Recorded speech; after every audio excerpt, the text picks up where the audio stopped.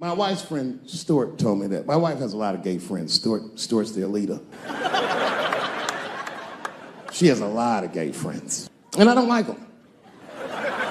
Not because they're gay, I'm just judging them on the merits of their character. They're just not nice dudes. They're rude house guests. They're sitting on my couch, giggling with my wife, eating my macaroons. And I come in, they act like the party's over. Hey, Stuart, what's going on? This guy talks to me the way a cat would speak if a cat could talk. Hi, David. He always wants to have some kind of gay political argument. The last one was about a petition in federal court to take the words husband and wife out of the law. I said, well, why would you want those words out the law? He said, because it discriminates against same-sex couples. I was like, niggas, please save me the semantics. Just trust me, take your chips and get the fuck out of the casino. You're about to crap out. Go outside, talk that over amongst yourselves, and whichever one of you is gayer, that's the wife. I've never seen somebody in an office so high with the most just basic fucking solutions. We should not let any more Muslims in the country till we can figure out what's going on. Did he just say, figure out what's going on? Who doesn't know how to do basic math? Let's count it out. There's been 17 mass shootings in the United States. 4 of them were done by Muslims. None of those 4 Muslims were from any of the 7 countries in your stupid ass original ban. The other 13 shootings were done by the Tiki Torch whites. And you don't see me trying to ban white people from the show to keep the rest of the audience safe. It's a fucking terrible idea because it's mean and it's racist. And most importantly, if there were no white people here tonight, I might leave this bitch with $1,800. This man needs to realize that we all need each other. And that's why we will never, ever be able to beat China. Because everybody in America is racist and everybody in China is Chinese. This guy, R. Kelly, got another sex tape out now. This guy makes more sex tapes than he does music. He's like the DJ Khaled of sex tapes. Another one. Like, damn. The new one's so bad that they didn't even show it. 16 times the girl's age was mentioned. Isn't that crazy? This motherfucker is an idiot. He was fucking her like, yeah, this is the best 14-year-old pussy I've ever had in my life. And she was like, you like this 14-year-old pussy? He's like, oh, yeah, I love this 14. I'm like, man, you need to shut the fuck up. You got to give your lawyer something to work with. You're supposed to be on the tape like, this is the best 36-year-old pussy I've ever had in my life. And then your lawyer going to be like, Your Honor, clearly my client thought that this woman was 36. As he mentioned some 16 times in the tape. They going to know you lying, though. You know what I mean? Everybody knows no such thing as good 36-year-old pussy. It is wild, bro. Where you from, man? Where you from? New York. You from, what, Manhattan? Brooklyn. You are from Brooklyn, aren't you? You look like you can rob somebody with a hammer.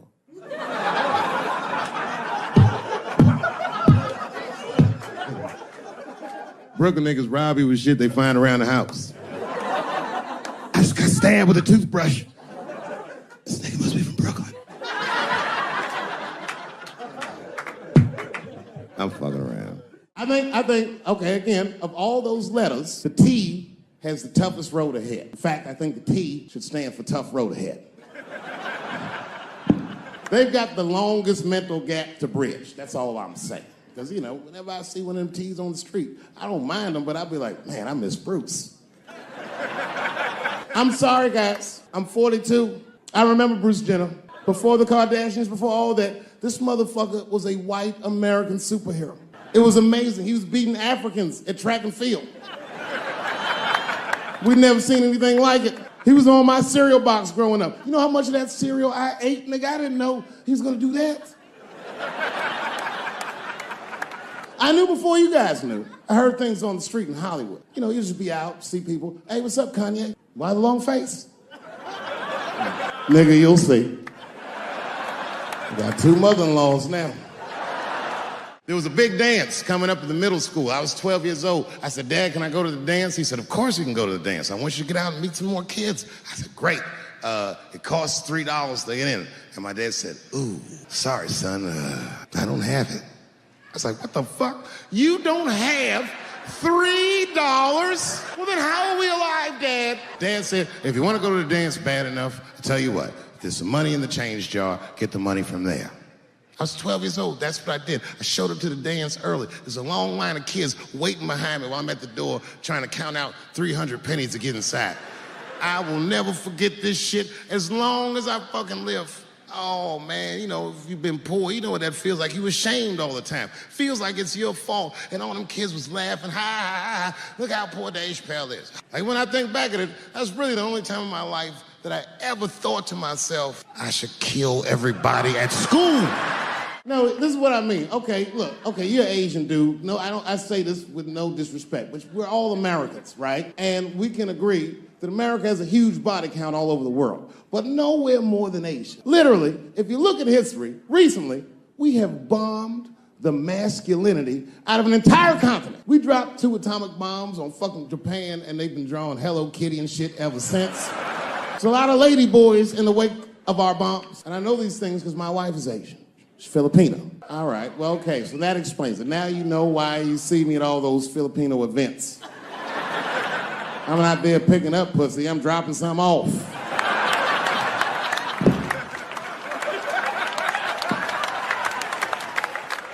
I take my wife to all that shit. I took my wife to see Pacquiao fight Mayweather. We sat ringside, okay? That was a quiet car ride home. That's what that was. That's my problem. I can't handle pressure. Sometimes pressure make me talk different. I'm serious. You ever have like that social pressure? You ever talk to somebody who's fake and they make you fake? Like, they come to you like, hey, how you doing? You're like, fine, how are you? And you're like, I don't even talk like that. I get sick of that shit. I do, it just makes me sick. Sometimes I'll talk crazy just to make myself feel better. You ever do that? Just start talking like crazy. Like, you ever hear this voice? Man. That's how bad guys used to talk in the 40s. In the old days. See, I talk like that. Not all the time, but if somebody put the pressure on me, fuck it, I gotta cut loose. Like the police pull me over, I'll talk crazy. Son, do you know why we pulled you over? Nah, because I'm black, see, that's right. Nah. It's not illegal to talk like that. How do they know I don't talk like that every day? Stop talking like that. Stop talking like white copper. Nah. I see my age in my children. I came home from the road, this is not long ago. I've been gone for, if you can picture, I was gone for weeks and weeks. And when I came back, nobody was home. Now, one person in my family thought that maybe I'd like to see them when I got back. Like, they knew when I was coming back, but they just weren't home. And that shit was a wake-up call. But an empty house, that's some cold shit. And I went into my oldest son's room. I was like, hello, hello? He was gone. And I'd never done this to him before, but for some reason I just did it. I just looked through his shit. Just to see who this motherfucker was becoming. And I found these notebooks and I started going through the notebooks and there was all this wonderful poetry in them. And then I looked through his drawers and I opened up his middle drawer and I found this rolling paper. And I looked down at them papers like, oh, that's where that poetry's coming from. I'm doing a show somewhere and I'm on stage and I was a little drunk, you know. I figured to be safe because, you know, everybody's phones are locked up. And I went in on this kid. I was talking all kinds of shit. Now, I didn't know that there was a journalist in the audience. Took impeccable notes. He told everybody everything I said. He was even putting the jokes in the headline. The headline said, Dave Chappelle says he wants to smash a dollhouse over Juicy Smouillet's head. And I thought for sure when I read that headline, I said, well, that's it for me. I'm canceled. Lucky for me, that very same day, the Chicago police caught the motherfucker that actually did it. And hilariously, they were both Nigerian. Not only were they not white, they were very, very black. They were Nigerian, which is the funniest shit. The whole story is funny. Gay people have a hard time doing that recently. Here we go. Here comes the deep water.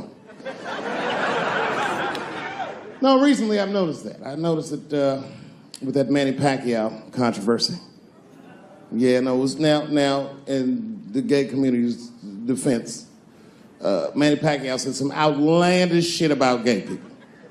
Very, very not nice things that I won't repeat, but there was biblical verses and some analogies to animals. Wasn't a good look. Nike took his shoes immediately. which I thought was a little harsh. A little harsh. You know what I mean? Because he's, just because he's Asian. You know what I mean? Fuck, you gonna take shoes off Asian dude to appease a gay dude. You know what I mean? No? You don't know what I mean. But Asian people kind of know what I mean. No? No Asians in the front? No? No, this is what I mean. Okay, look. Okay, you're an Asian dude. No, I say this with no disrespect. But we're all Americans, right? And we can agree that America has a huge body count all over the world, but nowhere more than Asia. Literally, if you look at history, recently, we have bombed the masculinity out of an entire continent. We dropped 2 atomic bombs on fucking Japan, and they've been drawing Hello Kitty and shit ever since. There's a lot of lady boys in the wake of our bombs. And I know these things because my wife is Asian. She's Filipino. All right, well, okay, so that explains it. Now you know why you see me at all those Filipino events. I'm not there picking up pussy, I'm dropping some off.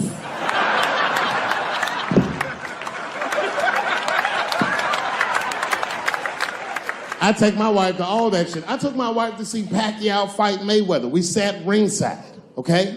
That was a quiet car ride home. That's what that was.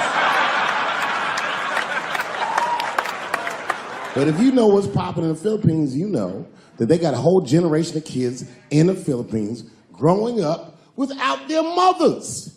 Yes, a lot of women in the Philippines go to the Arabian Peninsula, they come to the United back home, which is still one of the #1 staples in the Philippines economy, money that their expats send back to the Philippines. The men, on the other hand, are left rearing children, twiddling their thumbs, waiting on their wives' checks. These men have been fucking emasculated. And then suddenly, a boxer rises from amongst them and reinstates their manhood with his motherfucking fist. This is not the guy you're supposed to ask, what do you think of homosexuals? He's not your champ. Shit. That's why I don't have a sneaker deal, because if you say something that people don't like, they'll take your fucking shoes off. Throw the head. They've got the longest mental gap to bridge. That's all I'm saying. Because, you know, whenever I see one of them T's on the street, I don't mind them, but I'll be like, man, I miss Bruce. I'm sorry, guys. I'm 42. I remember Bruce Jenner. Before the Kardashians, before all that, this motherfucker was a white American superhero. It was amazing. He was beating Africans at track and field. We'd never seen anything like it. He was on my cereal box growing up. You know how much of that cereal I ate, nigga? I didn't know he was gonna do that.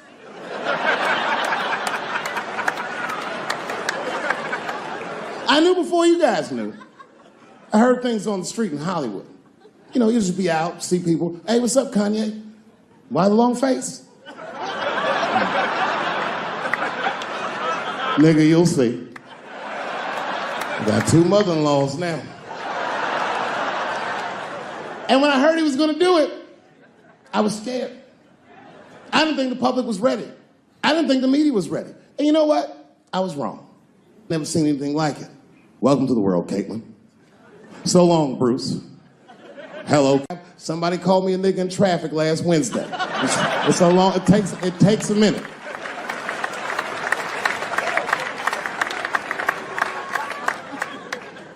My wife's friend, Stuart, told me that. My wife has a lot of gay friends. Stuart's their leader. She has a lot of gay friends. And I don't like them.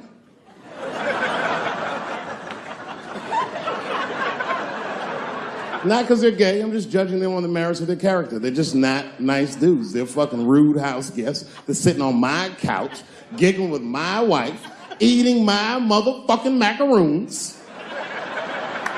And I come in, they act like the party's over. Hey, Stuart, what's going on? This guy talks to me the way a cat would speak if a cat could talk. Hi, David.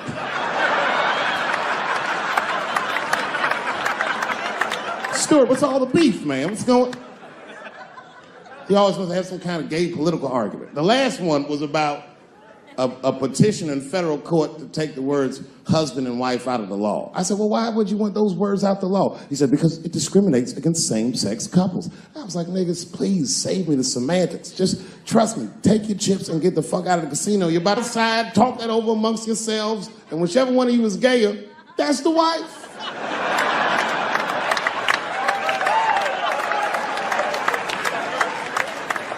No, Stuart didn't like that.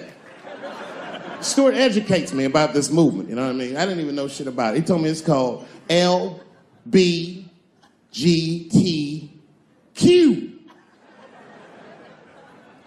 I was like, what the fuck is the Q?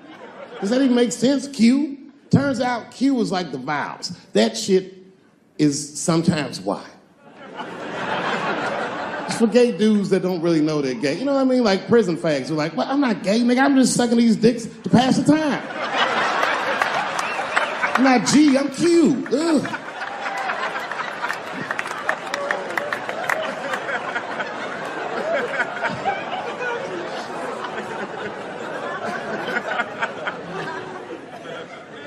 I think, okay, again, of all those letters, the T has the toughest road ahead.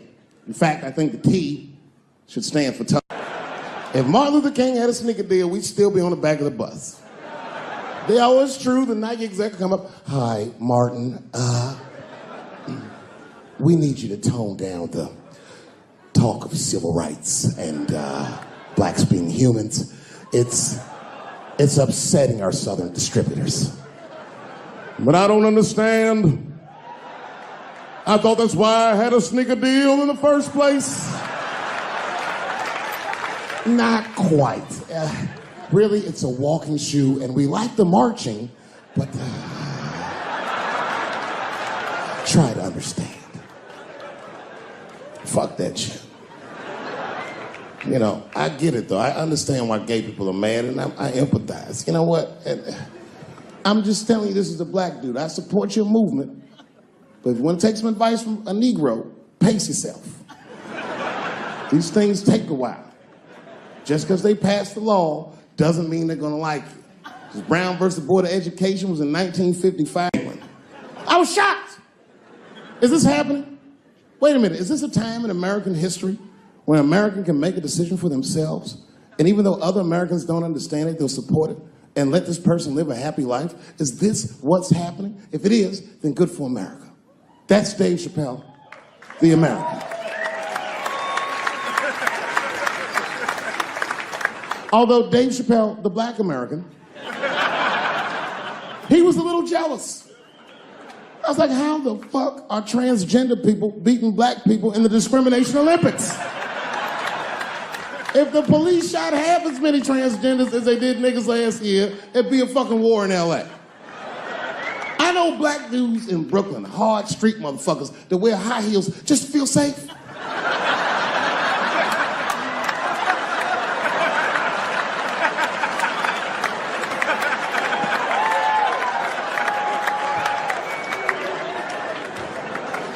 Transgenders are gangsters. I used to do business with a transgender in Hollywood. Man, everybody would be scared of her in the boardroom. She'd walk in there, newly minted woman, high heels, purse.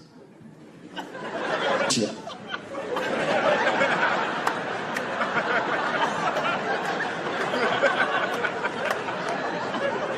And then she walked to the head of the conference table, stare at us all, reach in her purse and pull her old dick out and throw it on the table.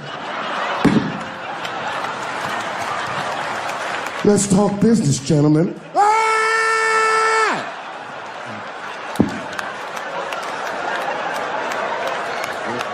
Shit is scary as fuck. If your best friend pitched that to you, you'd be horrified. Yo, nigga, let's go to the hospital and cut our dicks off and make pussies out of them shits. What? Can't we just get matching jackets or tattoos or something? Sure, that's what you want to do? There's only one way to find out, nigga. Wu, Tang, bow, bow. Let's go to the club and trick niggas into fucking us, yeah. I know it's fucked up, but I tell you the truth. You know, everything's funny. Everything's funny till it happens to you. 3 months A mere 3 months after that terrible attack that Chris Rock endured, I was on stage at the Hollywood Bowl, and a lunatic jumped out of the crowd and attacked me. Now, I gotta tell you, if it happens to you, you don't even know what the fuck is happening. It was like slow motion. I just looked over. I don't know this nigga. And I just looked and said, oh my God, I'm being attacked. And this motherfucker was ragged. He jumped at me. He was like, ah! I'm old, but I'm fast. I caught this motherfucker's head with my hand and pulled his hoodie over his eyes. I can still feel his head in my hand. It was spongy. He had been growing dreadlocks. Not the beautiful dreads that Rastafarians grow. These were accidental LA homeless dreads. This shit had leaves and sticks and bottle caps and shit in it. Some kind of grease. I was like, ugh, like this. And then I fell down. And he knocked me all the way on the ground. And I was like, man, this is a bad situation. I'm like, I don't know if I'm gonna die or what's gonna happen. But in that moment of vulnerability, you know what occurred to me that had never occurred to me before in my life? In that moment, it occurred to me that bodyguards should not wear dress shoes to work. Travis! This nigga Travis came out slipping and sliding on some kind of beautiful loafer and fell flat on his back. I said, oh my God. Now both of us are down. I gotta handle this shit myself. So I popped that back, boom. And then the kid that knocked me down, he popped out, boom, and we looked at each other and realized, at the same time, I was bigger than him. And that motherfucker took off running. And I started to chase him, and I said, fuck him. And I picked the microphone up. I said, I'm gonna finish this show now. That's right.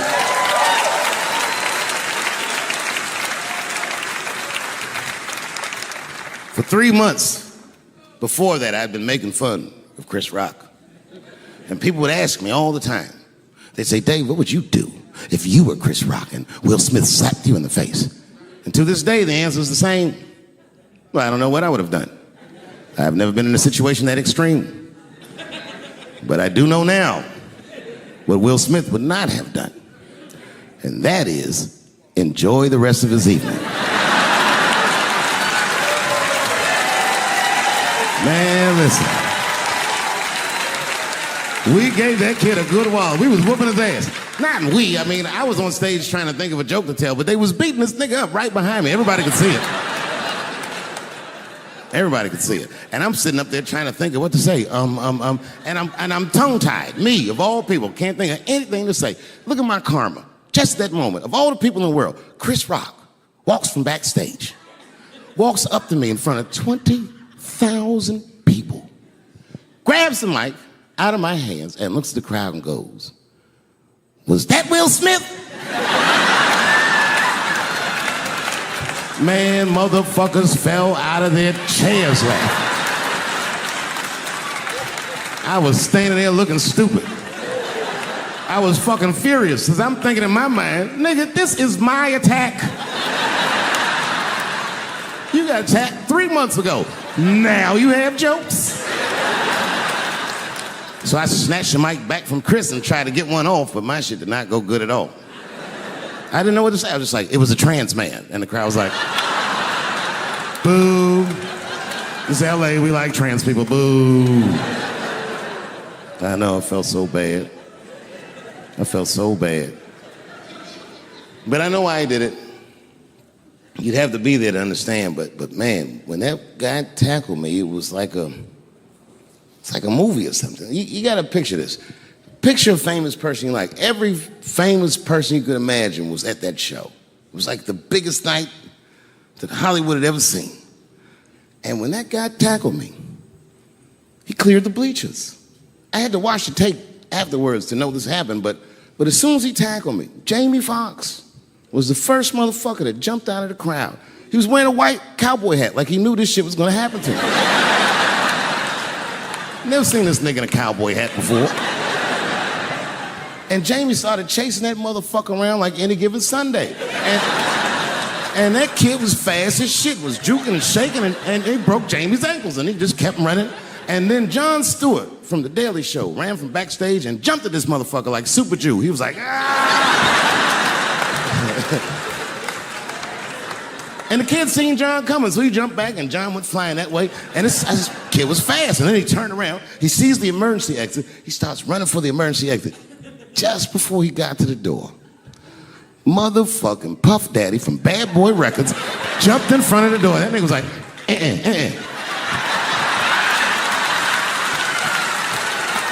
Boy, Puffy got that motherfucker. And then every celebrity just ran out because every celebrity saw themselves in me, and they just started beating the fuck out of that kid. And I know Chris was backstage looking like, nobody helped me.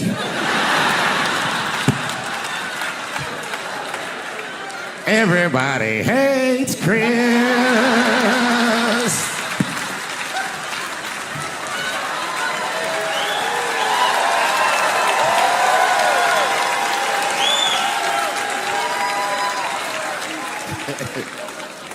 Look, it was way more intense than what you guys might have read. I don't know what you read, but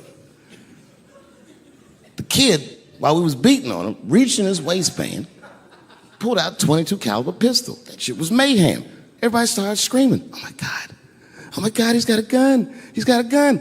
And then I got scared. I was in the back, but I was scared because I knew that everybody that was with me was armed.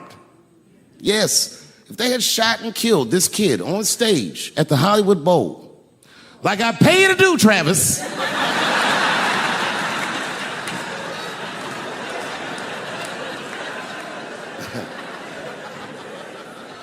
But Travis G'd up. Travis wrestled the gun out of the kid's hand, and then he took it like this and tried to chamber the round, and he couldn't. So he pulled the trigger, and it wasn't a gun. A knife blade popped out of the front. I guess this kid was gonna stab me. Some scary shit. So the next night, even though I didn't have a show, I said, I gotta get right back on stage. And I went and did a show. And someone in the audience screamed out, Dave, what happened with the attack? And I didn't know there was a journalist in the room. All I said was that this nigga had a knife that identified as a gun. I got 6 more weeks of bad press for that joke. I didn't even do nothing to this nigga. That's not right. That was not right. And then the New York Post went to the jail and interviewed my attacker like he was some kind of hero. And I read that interview. It turns out the entire attack was my fault. Yes, I triggered him. I didn't mean to. I had done jokes about the homeless. It turns out this young man was homeless. And I mean, there's no way I could have known this. But I will say, for a homeless guy, this nigga had incredible seats.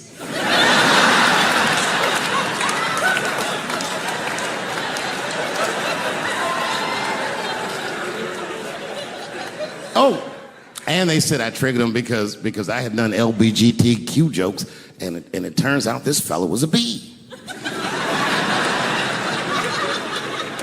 That was the headline in the article. It said, Dave Chappelle's alleged attacker is bisexual.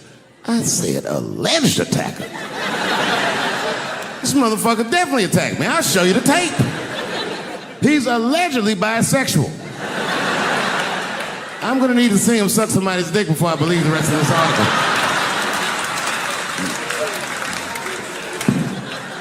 I read that shit in the paper. I was horrified. I was like, oh, bisexual? I could have been.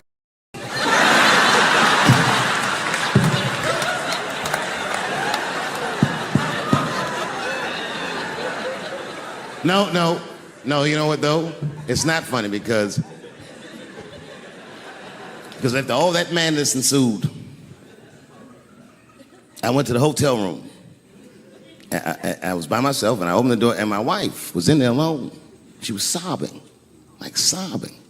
I said, oh my God, what's wrong with you, bitch? Did you get attacked too?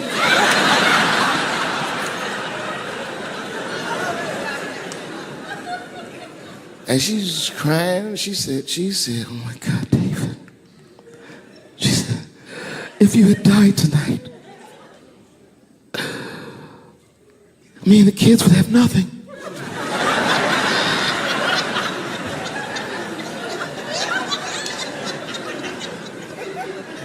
Then I knew it was serious.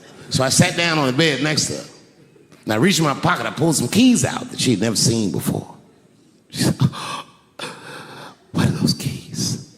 And I gently placed them in her hands. I said, sweetheart, those are the keys to my safe deposit box. God forbid anything ever happen to me. But if it does, don't even worry about it. You and the kids have everything you need in that box. I've already taken care of it. And she was looking at them keys, and I could see her mind realize what we were actually talking about. And then she just started crying harder. And to be honest with you, that made me cry a little bit too. And we hugged each other real tight.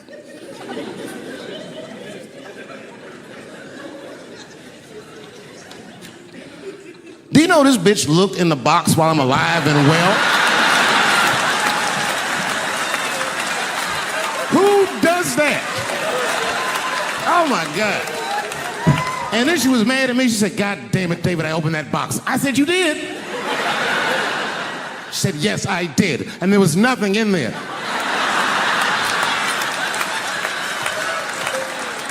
I said, nothing? Oh. She said, nothing except your stupid joke book. I said, whoosh. I said, well, sweetie, look. If you tell those jokes exactly how they're written, you and the kids should be fine. They're really good jokes.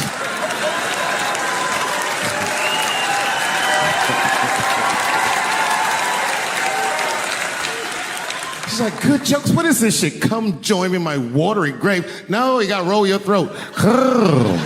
Join me in my watery grave.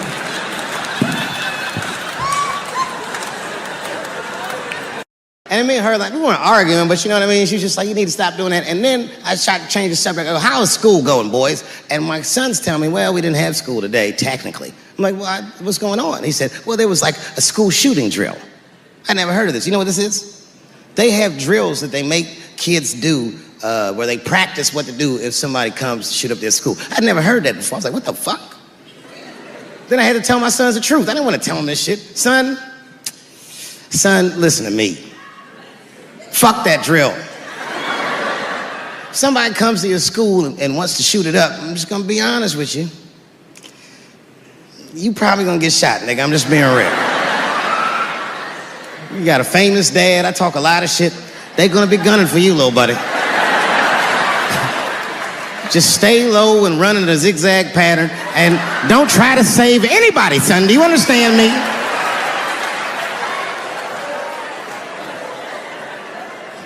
Why would you have kids rehearse for some shit they have no control over? All you're doing is training these kids to worry. It's the stupidest drill I've ever heard of. And while you're in there training them during these drills, well, aren't you training the shooter too? This nigga's in here listening and learning like the other kids.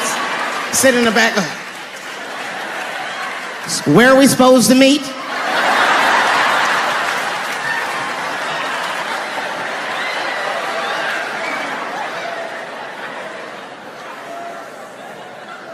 If you're a parent, this shit is terrifying. This shit is real scary. All the parents is looking at each other crazy. Because we know as parents that one of us is raising the shooter. Just don't know which one of us it is. All we know for sure is that if you're a white parent, the chances that it's you is exponentially higher than the rest of us. Shooting up school is a white kid's game. It's fucking crazy. You know, I hated school too. It never occurred to me. Kill everybody in school? It's fucking crazy. Just do what I did, nigga. Try some things. Have you skipped school, nigga? Skip school. Take a walk and meet some other kids. Fuck school, nigga. Try drugs. Have you tried drugs out, nigga? That might...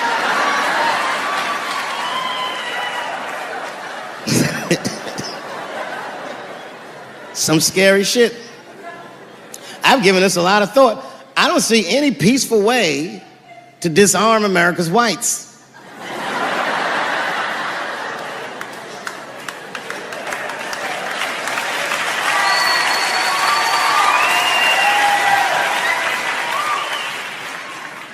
There's only one thing that's going to save this country from itself. Same thing that always saves this country from itself. And that is African Americans. Right. And I know the question that a lot of y'all have in your minds is, should we do it? Yeah, fuck yeah, we should do it. Listen, no matter what they say or how they make you feel, remember, this is your country too. It is incumbent upon us to save our country. And you know what we have to do. This is a fucking election year. We gotta be serious. Every able-bodied African American must register for a legal firearm.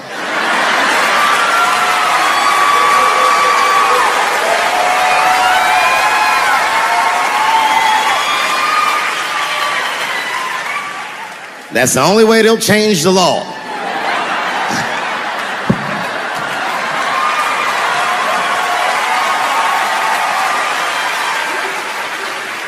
I hate guns, personally.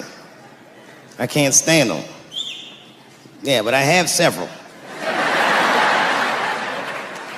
I don't want them, but I feel like I need them. Don't forget where I live. I live in Ohio. And anyone that knows anything about Ohio knows that even the word Ohio is an old Native American word.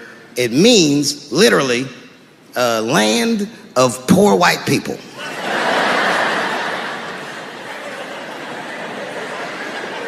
And I don't know what's going on down here, but in my experience, poor white people love, and I mean they fucking love, heroin. They can't seem to get enough of it. I didn't even know what I was looking at first. I was just driving like, why are all these white people so sleepy out here? Do you think?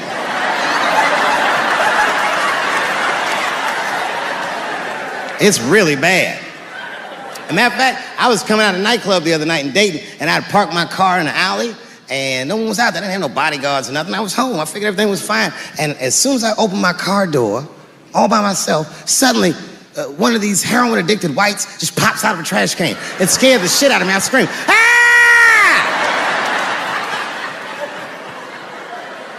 And then I realized it was a woman. She was fucked up. She's like, hey, man. Hey, man, relax, okay? I'm sick, all right? I need some drugs, man. Please, I'll suck your dick for $5, man. I was like, ugh. 2.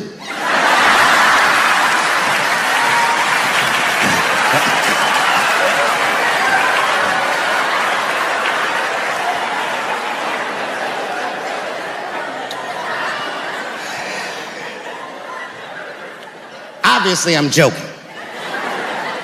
This opioid crisis is a crisis. I see it every day. It's as bad as they say. It's ruining lives. It's destroying families. Sadly, you know what it reminds me of, seeing it? It reminds me of us. These white folks look exactly like us during the crack epidemic. You know, it's really crazy to see. And all this shit they talk about on the news about how divided the nation is, I don't believe it. I feel like nowadays we're getting a real good look at each other. It's wild because I even have insight into how the white community must have felt watching the black community go through the scourge of crack. Because I don't care either. Hang in there, whites. Just say no. What's so hard about that?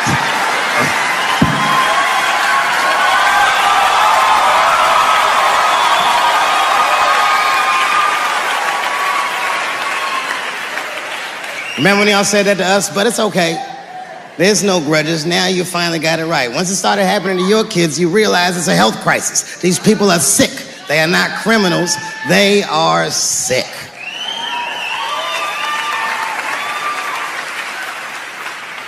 Be that as it may, I'm armed to the teeth. First gun I bought was a 12-gauge shotgun. I didn't want the gun. Remember, though, I'd moved to a farm, and I was sitting there on the porch, and I see a white dude walking across my property, entitled, like he's supposed to be there. He had a rifle over his shoulder, too. Ain't that a bitch? I said, what the fuck is this guy doing on my property? I was mad as shit, but I was unarmed. So I ended up just waving to this motherfucker like a bitch. I was just like...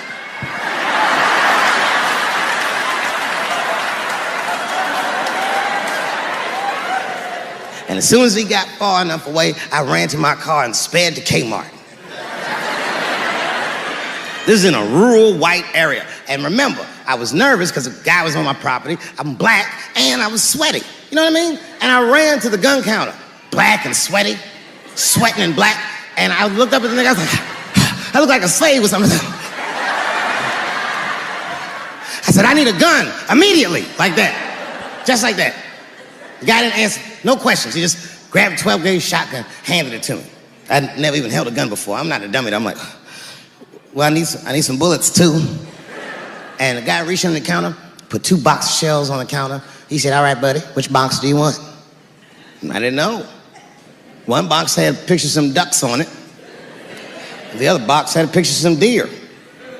I said, well, what's that box with them ducks? He said, oh, that there's birdshot.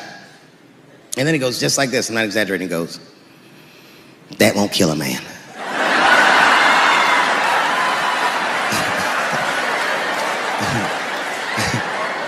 He said, it'll just pepper him up nicely. I said, what the fuck? Pepper? You know what it means to pepper a motherfucker up? It means that when the shell explodes, hot BBs will shoot out of the barrel of the gun, not killing a motherfucker, but penetrating their skin and shallow flesh. Boy, that's gotta hurt. Hot BBs?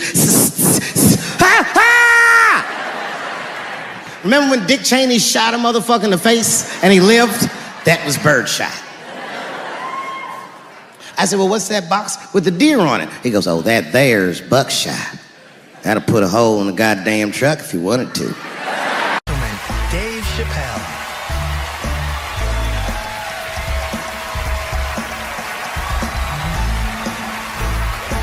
Thank you. Oh boy, I'm very nervous. No pressure. During the civil rights movement, I can't read what's on the teleprompter. Some about black America and white America. There's black Americans and there's white Americans. We're all one America. So if you don't mind, this is not live, is it? I imagine whatever I say, you could just edit it out. Let's try it a few ways. Lou, are you in the booth? I am. All right, good. You know what, Lou? Let's just play around with it and see if we can get it right and get this clip package on, and then let me go home, all right? You got it. All right. Ready? All right, count me in.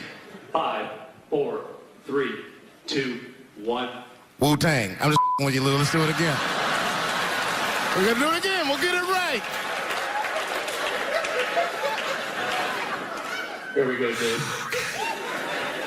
5, 4, 3, 2. You know, when I was a comedian starting out in Washington, D.C., right here in this city, 1988, I'll never forget this. It was a comedy club owner that banned profanity from his comedy club.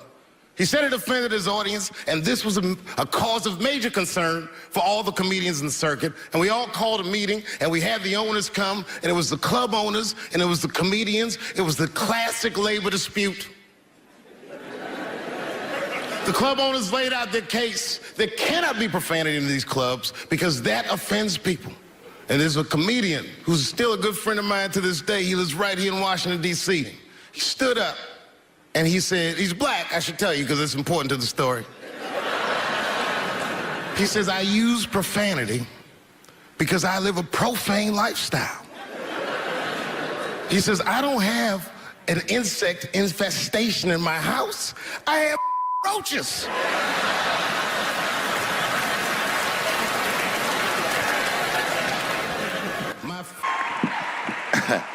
Man, I gotta tell you, when I was sitting here watching what all the other honorees have done with their lives, I started feeling like shit. Like, this is terrible.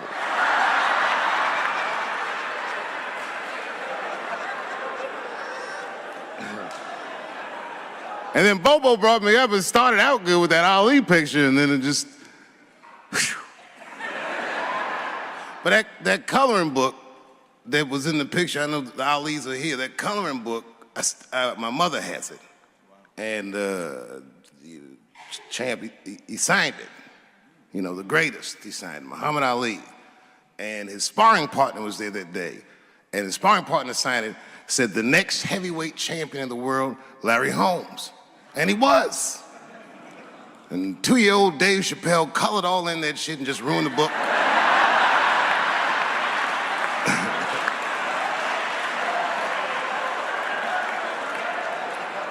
But I remember part of the book that I remember real vividly, because I asked my mother about it when I was a kid. There's a part where there's a picture of Ali throwing his Olympic gold medal into the Ohio River. That's why it's so weird for me being here. You know, both my parents were very brilliant. My dad went to Brown in 1955. That's right. He told me at the time he was one of 3 black students. He said one of the guys got accused of a rape that he probably didn't commit, and the other guy killed himself, and Dad said, and I left. And see, that's what makes us Chappelle's great. We know when to quit.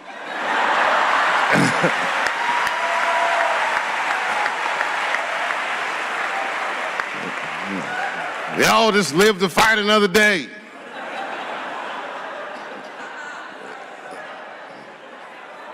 I gotta say, I'm very honored to be here, and I'm very honored to be here with the other honorees. Really, I'm like very humbled by you all, the work that you do, and you all make me want to be better. All of you.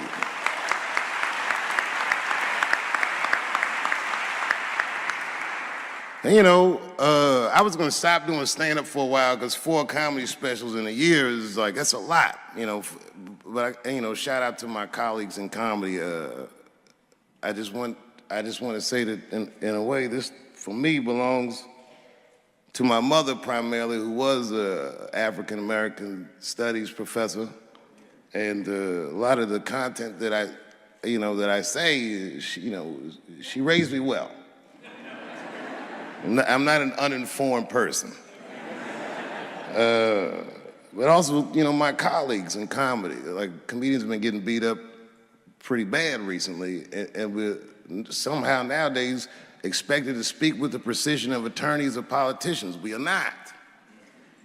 I always think of James Baldwin. You know, James Baldwin was one of my favorite writers because he managed to tell white people what they feel like to be around.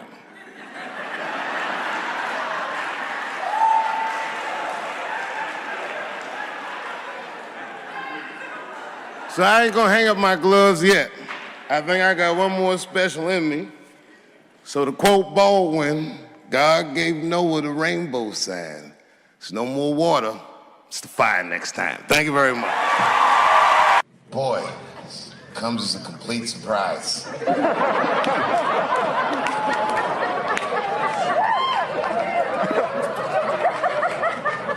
I mean, I read all the reviews, and they said so many terrible things. They were embarrassed for me. I had lost my way. It wasn't even worth watching. I hope all you critics learn from this. This is a teachable moment. Shut the fuck up forever.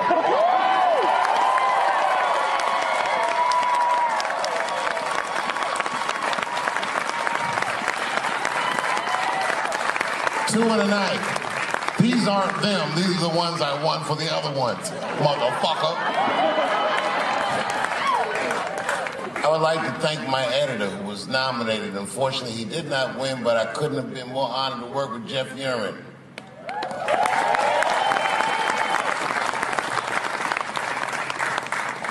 Stan Lathan has been directing television since 1968. Any show that I watched when I was growing up, he directed it. From Sesame Street to Sanford and Son to Good Times to Everything Black. And finally, you motherfuckers finally gave him an Emmy tonight. He deserves so much more, but I'm glad you came around.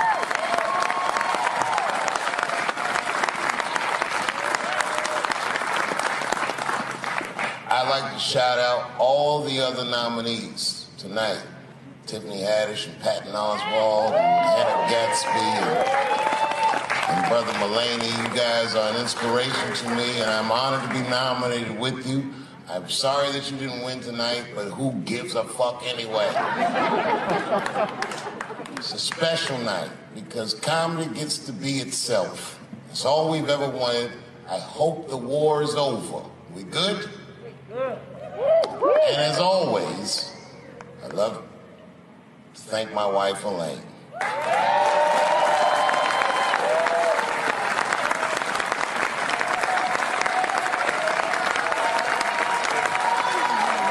That's right. Elaine has been with me for the last 25 years and had to endure the pains of living with the greatest comedian ever. See you on Monday. Thank you very much. Good night. Thank you. Thank you. I like not knowing what's going to happen. I like making memories. Sometimes I do all this crazy shit around my colleagues just so that they can tell their friends I did it. But rather than talk about myself, just briefly, I want to just talk about my genre. Stand-up comedy is an incredibly American genre. I don't think any other country could produce this many comedians. And unbeknownst to many people in this audience, I don't think there's opinion that it exists in this country that is not represented in a comedy club by somebody. Each and every one of you has a champion in the room. We watch you guys fight, but when we're together, we talk it out. I know comics that are very racist, and I watch them on stage, and everyone's laughing, and I'm like, that motherfucker means that shit. Don't get mad at them, don't hate them. We go upstairs and have a beer, and sometimes I even appreciate the artistry that they paint their racist opinions with. Man, it's not that serious. The First Amendment is first for a reason. The Second Amendment is just in case the first one doesn't work out. We gotta let some air out of the ball, man. The country's getting a little tight. It doesn't feel like it's ever felt in my lifetime. So tonight, I am honored that my colleagues are here in comedy and in music.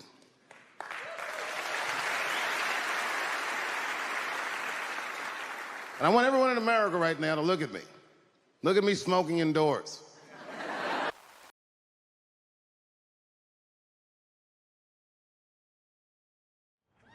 Well, this has been fucking wonderful.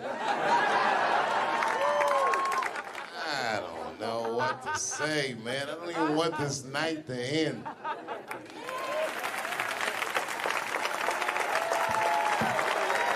I promise you, whoever cares the most, I care at least as much as them. I know what I got, because I lost it all. I gotta tell you something, and I don't talk about it often. Have you ever worked all your life for something and have it not work out? That happened to me. It was tough. Think about it. I was gone for 12 years. It's not a little bit of time. It was hell. I watched other niggas that I knew become very famous. I watched the world go on without me. I mourned the loss of it. And after a while, I didn't care. Coming back was terrifying. I understand what I am. I really do, more than anybody. Like when they write about me in history, I'll be dead reading it like, yeah, I knew they'd say that. They say that a person can't dream of a face they've never seen. Can't believe that's true, but it's probably true. Boy, I got a long bank of faces. 32 years, I could close my eyes, I could think of any night. There's so many faces. Every night, most nights, they're all looking up smiling. You have no idea what the world looks like from that. All different races, all different colors, all different kind of beliefs, just looking at me, smiling for 32 years, night after night.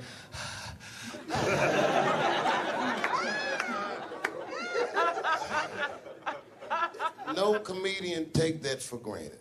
I swear to God, this might be the noblest of professions. Robin Williams had a bar that I loved. He said, comedy is the only job you can have where you can use everything you know. And that's true. You can use more than you know.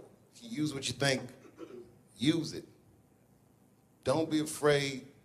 Don't let these bitch-ass niggas button your lip.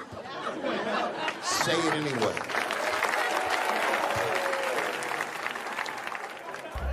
I first became aware of Dave Chappelle right around before the first Study Professor, because I was supposed to play that role that he played.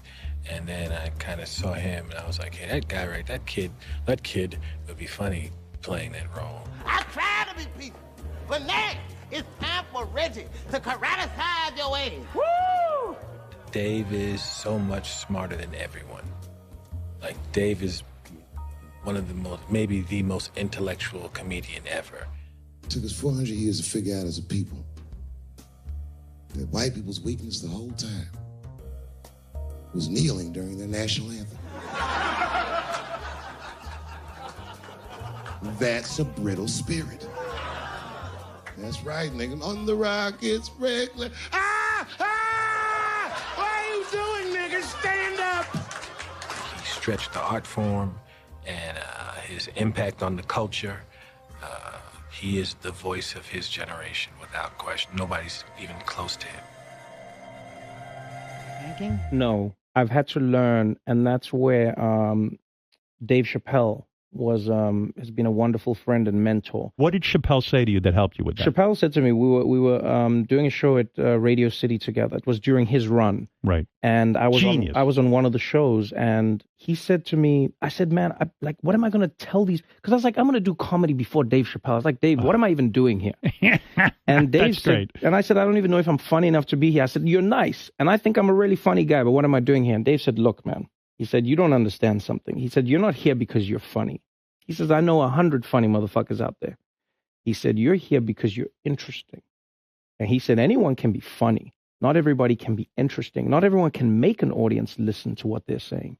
Not everyone has a wealth of life experience that makes people want to know what they have in their minds. And so that changed my perspective on silence. And so now, if I can hear that an audience is listening, I'm engaged. Well, that is a great piece of advice, not only for comics, but for anybody, because, wow, the thing that I love about Chappelle, and you just identified it, is he will go. He's interesting. And he is an interesting guy. He's the most interesting man I've ever met. That's what makes Dave Chappelle.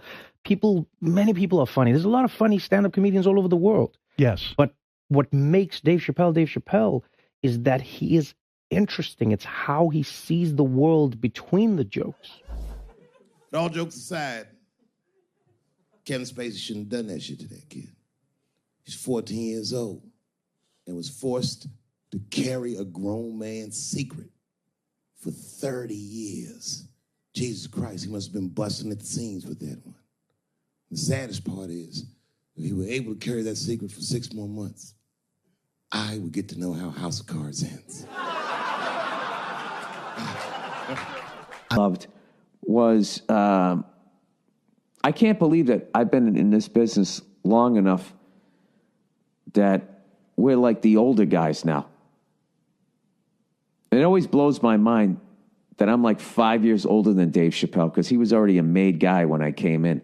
So I always look at him like he's got 10 years on me, or 15. And, just when I watch his act, I'm like, this guy's clearly been doing this a good couple of decades longer than me. And the reality is, I think he's only been doing it like 6 years longer than I have or something like that. He's fucking amazing. And what I love, too, is just he's that same, with all that's changed, everybody getting offended, all of this fucking crap, how you get in trouble, he hasn't changed at all. He's just like that same guy that I saw way back in the day when I used to go to the Boston Comedy Club and watch him go on at like 2 a.m. and just start murdering at 2 a.m. And I remember I used to always sit there going, how do you do that?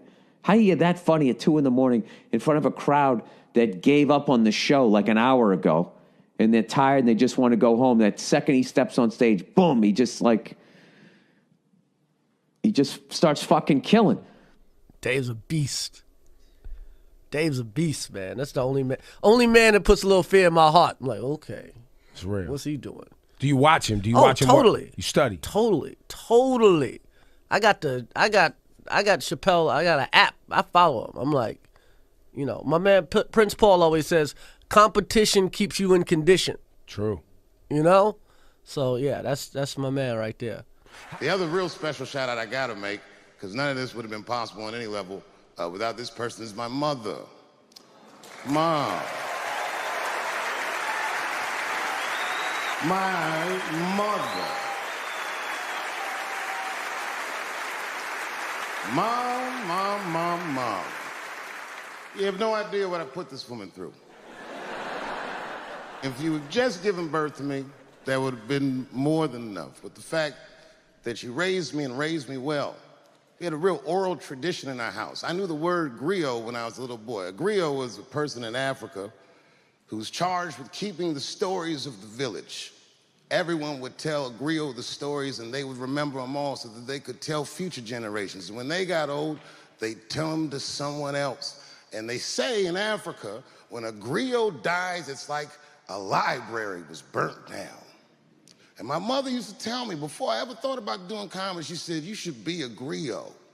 And she'd fill me with every story of black life. You know, she's educated in African-American studies, and she would let me understand the context that I was being raised in, that I'm being raised in a hostile environment that I have to tame. By the time I was 14 years old, I was in nightclubs, mastering an adult world. It was terrifying.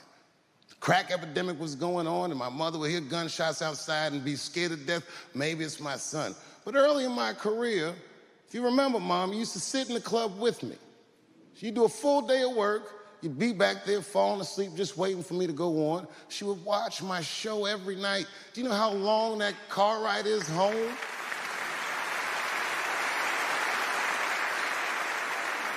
How many of you have ever heard your mother say, pussy jokes were a little too much tonight, son?